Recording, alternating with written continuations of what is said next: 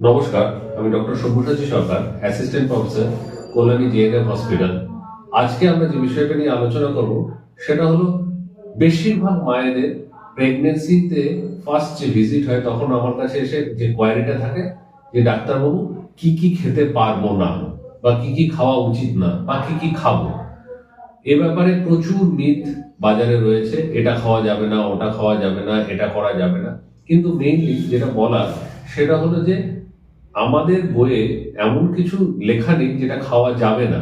যা খাওয়া যায় নর্মালি সেই খাবার সমস্ত কিছুই খাওয়া যাবে।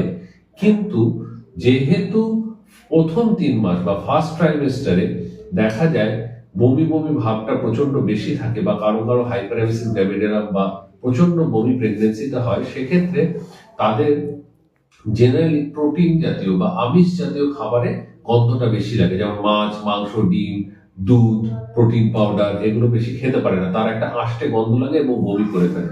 সুতরাং আমি আমার পেশেন্টদেরকে যেটা বলি সেটা হলো এক, অল্প খাবেন, বারবার খাবেন। কি কি বেশি প্রাধান্য দিয়ে খাবেন? হাই কার্বোহাইড্রেট ডায়েট, যেমন চিড়ে, ছাতু, মুড়ি, পাউরুটি, এগুলো বেশি করে খাবেন।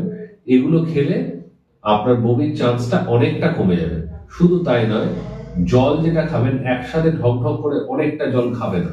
আমি যেটা বলি সেটা হলো 1 কাপ করে জল খান, কিন্তু বারবার করে খান।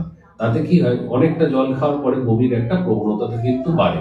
প্রথম 3 মাস মাছ, মাংস, ডিমের উপরে বা ওজন বাড়ার উপরে বিশেষ চিন্তা না দিলেই চলবে, কারণ প্রথম 3 মাসে মেইনলি বমিটাকেই আমরা কন্ট্রাক্টেড করি।